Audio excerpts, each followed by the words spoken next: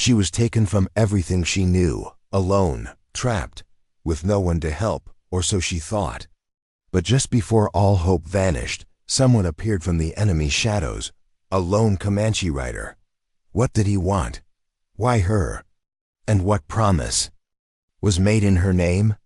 Thank you so much for watching and for all your comments. Let me know at the end if you liked the story, and where you're watching from and why you're following this. The scorching Texas sun beat down on Sarah Mitchell's weathered wagon as it creaked along the dusty trail. At 22, she had already endured more hardship than most women twice her age. The journey from Missouri to meet her uncle in Fort Davis had taken longer than expected, and her supplies were dwindling dangerously low. "Just a bit further, Belle," she murmured to her tired mare, patting the animal's sweat-slicked neck. The vast open landscape of West Texas in 1875 stretched before her, beautiful yet unforgiving. Sarah pulled her shawl tighter around her shoulders despite the heat, a nervous habit she'd developed since her parents' passing last winter. Their farm had failed after 3 seasons of drought, and consumption had claimed them both within weeks of each other. Now her Uncle James was all the family she had left. As the sun began its descent toward the horizon, painting the sky in brilliant shades of orange and red, Sarah spotted a small creek cutting through the golden landscape. Relief washed over her. "Water, Belle. We'll make camp here tonight." After securing her horse and setting up a modest campfire, Sarah settled against her wagon wheel with a worn journal in her lap. The crackling flames provided just enough light to see the pages. As she wrote about the day's journey, a sudden snap of twigs made her freeze. Belle whinnied nervously, pulling at her tether. Sarah's heart hammered in her chest as she slowly reached for her father's revolver, tucked beneath her blanket. "Who's there?" she called, her voice steadier than she felt. The answer came swiftly. And terrifyingly, 5 Kiowa warriors emerged from the darkness, their faces painted for raiding. Sarah managed to fire one wild shot before they were upon her. A rough hand clamped over her mouth as she struggled, her screams muffled as they bound her wrists with rawhide strips. One of the warriors, whose face bore a distinctive scar from his left eye to his jaw, barked orders to the others. They ransacked her wagon, taking her meager supplies and her father's prized pocket watch, the last memento she had of him. Tears streamed down her face as they dragged her to their horses. "Please," she begged, "I have nothing of value." The scarred warrior regarded her coldly. "White woman on Kiowa hunting ground, you come with us now." As they rode through the night, Sarah clung desperately to the warrior's back, her mind racing with terrifying stories she'd heard about captives. Would she be tortured, killed? Her throat tightened with fear as the vast Texas landscape flew by, taking her further from safety with each passing moment. They rode for what felt like hours before reaching a small Kiowa encampment nestled in a hidden valley. Women and children emerged from tippis, staring at Sarah with curiosity and hostility. She was roughly pushed into a small tipi and left alone, her hands still bound. Through the thin walls of the dwelling, Sarah could hear heated discussions. Though she couldn't understand the words, the tone suggested disagreement. Finally, an elderly woman entered, her face deeply lined but her eyes sharp and evaluating. The woman untied Sarah's hands and offered her a wooden cup of water. "Drink," she said in broken English. "You live if useful." Sarah accepted the water with trembling hands. "What do you want from me?" The old woman's weathered face remained impassive. "You work, you no run. You live." As exhaustion overtook her, Sarah curled into a corner of the tipi, tears silently streaming down her face. Miles away from her destination, captive to a tribe known for their fierceness, she had never felt more alone. In the moonlight outside, unbeknownst to Sarah, a lone figure watched the Kiowa camp from a distant ridge. Tall and imposing on his painted Mustang, the Comanche warrior observed the activity below with keen interest. his gaze lingering on the tipi where they had taken the white woman. Dawn broke over the Kiowa camp, painting the tipis in soft golden light. Sarah awoke with a start, momentarily disoriented before the harsh reality of her situation came flooding back. Her muscles ached from sleeping on the hard ground, and her throat felt parched with thirst and fear. The flap of the tipi opened, and the old woman from the night before entered, carrying a rough wooden bowl filled with some kind of grain porridge. "Eat," she commanded, setting the bowl before Sarah. "Many work today." Sarah cautiously tasted the bland mixture. "What am I to do?" The old woman, who later introduced herself as Singing Bird, pointed outside. "You help women. Scrape hides, carry water, cook food." Her wizened face hardened. "Try run, warriors catch. Not good for you." Throughout the morning, Sarah was put to work alongside the Kiowa women. Her soft hands quickly blistered as she scraped buffalo hides, and her back ached from carrying heavy water vessels from the nearby stream. The women rarely spoke to her, except to give curt instructions or criticize her work. A young girl of about 10 approached her as she struggled with a particularly stubborn hide. Unlike the others, her eyes held curiosity rather than disdain. "You have yellow hair," the girl said in surprisingly good English, reaching out to touch Sarah's blonde locks. "I am Little Fawn." Sarah managed a small smile. "I'm Sarah. Did someone teach you English?" Little Fawn nodded. "The missionary who comes sometimes, before they chased him away." She lowered her voice. "Why did Grey Wolf bring you here? We rarely take captives now." Grey Wolf, the warrior with the scar. Little Fawn made a gesture across her face. "He is angry since soldiers killed his brother last moon. The others follow him, but my father, Running Elk, he disagrees." Their conversation was abruptly interrupted by a sharp command from one of the women. Little Fawn scurried away, leaving Sarah to her work and her thoughts. As the sun reached its zenith, commotion erupted at the edge of the camp. Warriors were returning from a hunting party, dragging a freshly killed buffalo. Among the celebratory voices, Sarah recognized Grey Wolf's commanding tone. She kept her head down, hoping to avoid his notice. Her effort was in vain. Within moments, he stood before her, his shadow falling across her work. "White woman," he said, his voice deepened, laden with barely contained hostility. "You come." Heart pounding, Sarah had no choice but to follow him to the center of the camp, where the elders had gathered. An older man with graying braids and a face etched with wisdom seemed to be the chief. Grey Wolf spoke rapidly in Kiowa, occasionally, pointing at Sarah. Though she couldn't understand the words, the meaning became clear when Grey Wolf grabbed her arm, displaying her to the gathered tribe like a prize. The chief Running Elk, she presumed, responded calmly but firmly, his eyes occasionally shifting to Sarah with what seemed like consideration rather than malice. The debate grew heated, with Grey Wolf's voice rising in apparent frustration. Finally, Running Elk raised his hand, silencing the younger warrior. He spoke a few decisive words before turning away. Grey Wolf's grip on Sarah's arm tightened painfully. "Chief says you stay, work until next moon, then decide if trade you to whites or keep you." His scarred face twisted into something between a smile and a sneer. "I say keep. Make you Kiowa woman." Fear coursed through Sarah's veins, but she forced herself to meet his gaze steadily. "My uncle will be looking for me. He'll pay for my return." Grey Wolf laughed harshly. "No white man find this place. You forget old life now." As he walked away, Sarah felt despair threatening to overwhelm her. But beneath the fear, a spark of determination flickered. She would survive. She would find a way home. That night, as the camp settled into slumber, Sarah lay awake in her tipi, listening to the sounds of the prairie night. Coyotes howled in the distance, and the wind whispered through the camp.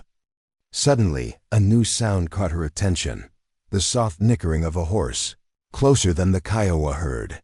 Cautiously, Sarah peered through a small gap in the tipi covering. In the silvery moonlight, she glimpsed a figure moving silently between the shadows of the camp. Not Kiowa, the stranger's braided hair was adorned differently, and he moved with a grace that seemed almost supernatural. The intruder paused near her tipi, as if sensing her watchful gaze. For a heart-stopping moment, their eyes met through the gap. His face, painted with red and black streaks, revealed nothing, but something in his dark eyes made Sarah's breath catch. A Comanche warrior, she realized with a mixture of fear and confusion. What was he doing in a Kiowa camp? Before she could process this new development, he melted into the shadows. Minutes later, she heard the distant sound of a horse galloping away into the night. Sarah sank back onto her sleeping mat, mind racing. Had he been scouting the camp for a raid? Would the Kiowa blame her if they discovered the intruder? Or was it possible, her heart quickened at the thought, that someone knew of her capture? Sleep eluded her as questions swirled in her mind, mingling with fragments of hope that, until now, she had not dared to entertain. 5 days passed in the Kiowa camp, each one bleeding into the next in a haze of exhausting labor and constant vigilance. Sarah's hands had hardened with calluses, and her fair skin had darkened under the relentless Texas sun. She had learned to move through the camp with her eyes downcast, speaking only when spoken to, a strategy that seemed to make her less of a target for Gray Wolf's mounting frustration. The warrior had taken to watching her with increasing intensity, his scarred face twisted in a perpetual scowl. Twice he had cornered her alone, speaking of making her his woman once the moon was full. Each time, Sarah had been saved by the timely arrival of Singing Bird or Little Fawn, but she knew her luck wouldn't hold forever. "You stitch wrong, Little Fawn said, pointing to Sarah's clumsy attempt at moccasin making. The girl had become something of a friend, teaching Sarah words in Kiowa and explaining tribal customs when the other women weren't watching. Sarah sighed, unpicking the uneven stitches. "I was never good at sewing, even back home." Little Fawn tilted her head curiously. "Tell about your home." Sarah's throat tightened with unexpected emotion. It was a farm in Missouri. "We had fields of corn and wheat and a small orchard with apple trees." She smiled sadly. "In the spring, the blossoms would fall like snow when the wind blew. You miss this place." "I do, and I miss having a home, people who—" Sarah trailed off, not wanting to upset the child with talk of love and belonging. Little Fawn placed a small hand on Sarah's arm.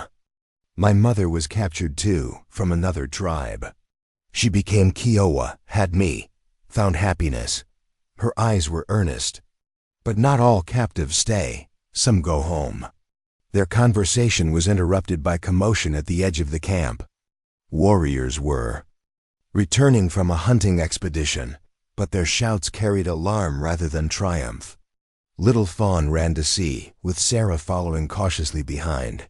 A hunting party led by Running Elk had encountered something unexpected: signs of Comanche scouts near Kiowa hunting grounds. The chief spoke gravely to the gathered tribe, his words causing whispers of concern to ripple through the crowd. "What's happening?" Sarah whispered to Little Fawn. "Father says Comanche warriors watch our camp. Maybe for raid, maybe for peace. Talk, not sure yet." The girl's expression grew worried. "Comanche and Kiowa sometimes fight, sometimes trade. Now is uncertain time." Gray Wolf pushed through the crowd, his voice raised in argument with Running Elk, even without understanding the words. Sarah could see he was advocating for aggression rather than caution. The chief remained firm, issuing orders that sent warriors to strengthen the camp's defenses. As the crowd dispersed, Gray Wolf's gaze found Sarah. The look in his eyes sent ice through her veins, a mixture of suspicion and malice that boded ill. He strode toward her, grabbing her arm with bruising force. "You," he snarled, switching to broken English so she would understand. "You signal Comanche somehow, white woman trick." "No." Sarah protested, struggling against his grip. I've been in the camp every moment. How could I possibly? His hand struck her face, sending her stumbling to the ground. Lying white tongue. Maybe you witch. Call enemies with magic. Several tribespeople gathered, watching the confrontation with varying degrees of concern and curiosity. Sarah touched her stinging cheek, fear and anger warring within her. I am not your enemy, she said, forcing strength into her voice as she rose to her feet. I have worked without complaint and harmed no one. Gray Wolf reached for her again, but a commanding voice stopped him. Running Elk approached, his weathered face stern as he addressed the younger warrior. Though Sarah couldn't understand their rapid exchange, it was clear the chief was reprimanding Gray Wolf. After a tense moment, Gray Wolf backed away, shooting Sarah a venomous look before storming off. Running Elk turned to Sarah, studying her with enigmatic eyes. You caused trouble without trying, he said, his English better than she had expected. Gray Wolf says Comanche come for you. I think not so simple. I know nothing of any Comanche, Sarah replied truthfully, though her mind flashed to the shadowy figure she'd glimpsed nights ago. Running Elk nodded slowly. I believe, but danger grows. Tonight you sleep in my family's tipi, safer there. That night, housed in the chief's large dwelling with Little Fawn nearby, Sarah found sleep elusive. Outside, the camp was unusually quiet, with extra guards posted around the perimeter. The Kiowa were taking the Comanche threat seriously. In the darkest hour before dawn, Sarah was jolted awake by the sound of a horse's whinny, quickly followed by shouts of alarm. Little Fawn sat up beside her, eyes wide with fear. Stay here, Running Elk commanded as he grabbed his weapons and ducked out of the tipi. But the sounds outside weren't those of a raid. There were no war cries, no sounds of fighting. Instead, a single voice called out repeatedly in what Sarah recognized as Comanche, though she couldn't understand the words. Little Fawn clutched Sarah's hand. He calls for parley. One warrior, alone. Sarah's heart raced as she recalled the shadowy figure from nights before. What does he want? Before Little Fawn could answer, the tipi flap opened, and Running Elk reappeared. His face was grim as he looked directly at Sarah. Comanche warrior asks for you. By name, Sarah felt the blood drain from her face. For me? But that's impossible. I know no Comanche. Running Elk's expression remained unreadable. He offers trade for you, horse rifles, blankets. Says you belong with your people, not as captive. Hope surged through Sarah so powerfully that she had to steady herself. Will you accept? His offer? The chief studied her for a long moment. Gray Wolf says kill Comanche, keep you. Others fear bringing Comanche wrath upon us. He sighed heavily. I must decide what is best for tribe. As Running Elk turned to leave, Sarah found her voice again. Chief Running Elk, please. I've tried to be respectful, to work hard. But this isn't my home. I have family waiting for me. Something softened in the older man's eyes. I know this, Sarah Mitchell. Wait here. The next hour was the longest of Sarah's life as she sat with Little Fawn, straining to hear the discussions outside. Occasionally, Gray Wolf's angry voice rose above the others, but Running Elk's calm tones always followed. Finally, the chief returned. Come, he said simply, heart pounding. Sarah followed him outside. The entire tribe had gathered in a wide circle around a single mounted figure, a Comanche warrior atop a magnificent painted Mustang. His face was streaked with red and black paint, but Sarah immediately recognized the intense dark eyes that had met hers through the tipi wall nights ago, in the pre-dawn light. With the silent tribe watching, Running Elk led Sarah toward the center of the circle.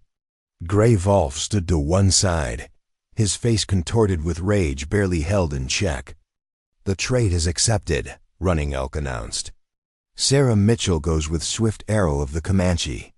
The warrior dismounted in one fluid motion, his movements graceful and controlled.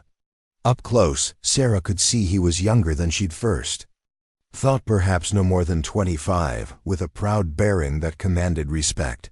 He approached Running Elk, offering a bundle of trade goods that the chief accepted with a solemn nod. Then, to Sarah's surprise, Swift Arrow turned to her and spoke in clear English. "Sarah Mitchell, I come for you as promised." Sarah stared at him in confusion. "Promised? I don't understand." A hint of a smile touched his painted face. "Your uncle's promise, 5 rifles and 10 horses if you return safe." He gestured to his Mustang. "We ride now, dawn comes." Before she could respond, Gray Wolf lunged forward with a guttural cry, knife flashing in the dim light. Swift Arrow moved with lightning speed, deflecting the attack and sending the Kiowa warriors sprawling in the dust. Running Elk barked a command, and 2 warriors restrained Gray Wolf, who struggled and hurled what could only be curses in their language. The chief turned to Sarah one last time. "Go with peace," he said. "Tell your people Kiowa not all enemies." Sarah nodded, her throat tight with emotion. "Thank you for your protection, Chief Running Elk." She turned to Little Fawn, who watched with sad eyes. "Goodbye, little one. I won't forget your kindness." With Swift Arrow's help, Sarah mounted the painted Mustang. The Comanche warrior swung up behind her and, with a final nod to Running Elk, turned the horse toward the lightening eastern horizon. As they rode away from the Kiowa camp, Sarah felt a complex mixture of relief, disbelief, and lingering fear. She was free, but she was now in the hands of another warrior, riding toward an uncertain future as the Texas dawn broke over the vast plains. The rising sun cast long shadows across the prairie as Swift Arrow guided his Mustang eastward, away from the Kiowa camp. Sarah clung to the saddle horn, acutely aware of the warrior's presence behind her. Though he had come for her, spoken of her uncle, she remained cautious. Stories of Comanche raids and captives were legendary across the frontier. "How do you know my uncle?" she finally asked, breaking the silence that had stretched between them since their departure. Swift Arrow's voice came evenly, his English far more fluent than she'd expected. "James Mitchell arrived at Fort Davis 3 weeks past." "When you did not come, he gathered men to search. They found your wagon, signs of Kiowa." Sarah's heart leapt at the confirmation her uncle was indeed looking for her. "And you? How did you become involved?" There was a pause before he answered. "I scout for Army sometimes. Track for them. Your uncle offered reward for finding you." His tone shifted slightly. "But I would not bring Army to Kiowa camp. Too much blood would flow." They rode in silence again as Sarah processed this information. The landscape gradually shifted from open prairie to scattered mesquite and oak, offering welcome patches of shade against the intensifying heat. "We stop here," Swift Arrow announced, guiding the Mustang toward a small creek sheltered by cottonwoods. "Rest horses eat." As they dismounted, Sarah finally got a clear look at her rescuer. Without the tension of the Kiowa camp, she could see Swift Arrow was not what she had expected. His face, now partially wiped clean of war paint, showed features that were handsome and intelligent. Though dressed as a Comanche warrior, with long braided hair adorned with a single eagle feather, there was something in his bearing that seemed to straddle 2 worlds. He caught her studying him and met her gaze directly. "You have questions? Ask." Sarah hesitated only briefly. "You're not fully Comanche, are you?" A hint of surprise flickered across his face.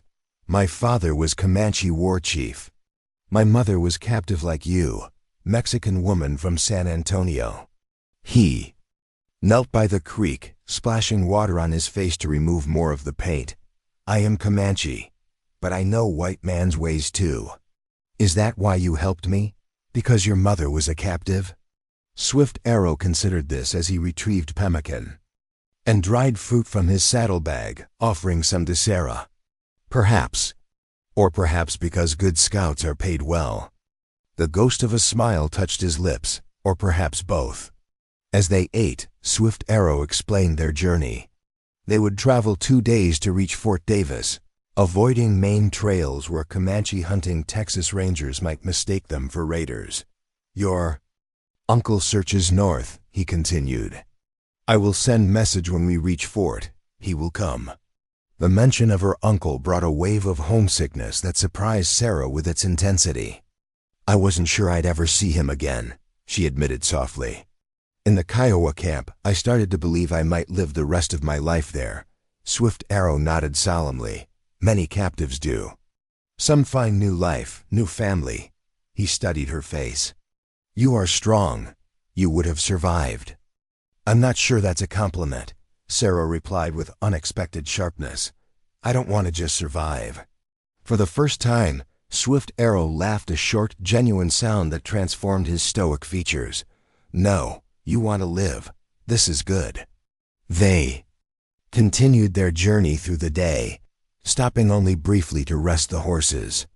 Swift Arrow proved to be a vigilant guide, constantly scanning the horizon for signs of danger. As dusk approached, he led them to a sheltered hollow where they could safely make camp. While Swift Arrow tended the horses, Sarah gathered wood for a small smokeless fire. The domesticity of the task felt strange after her days in captivity, a reminder of the life she'd lost and hoped to rebuild. "You handle yourself well," Swift Arrow observed as he returned to the camp. "Not like many white women." Sarah fed another stick to the flames. "My father believed daughters should be as capable as sons. He taught me to shoot, to ride, to survive on the frontier." Her voice softened. "He would have been disappointed that I was caught so easily by the Kiowa." Swift Arrow shook his head. "Gray Wolf is skilled tracker. Best among Kiowa." He settled across the fire from her. "Your father would be proud you survived." As darkness enveloped the prairie, bringing with it a canvas of stars so bright they seemed almost within reach, Sarah found herself sharing stories of her life in Missouri, the drought that had destroyed their farm, and her parents' final days. Swift Arrow listened quietly, occasionally asking questions that revealed his genuine interest. In turn, he told her of growing up between two worlds, respected in his father's tribe for his hunting and fighting skills, yet always slightly apart due to his mixed heritage. He spoke of his mother's death when he was 12, and his decision years later to use his knowledge of both cultures as a scout. "The old ways are changing," he said, staring into the flames. "Comanche, Kiowa, Apache all pushed to reservations or killed.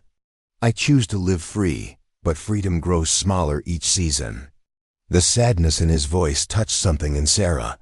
Despite the vast differences in their lives, they shared the experience of losing a world they had once taken for granted. "What will you do?" she asked.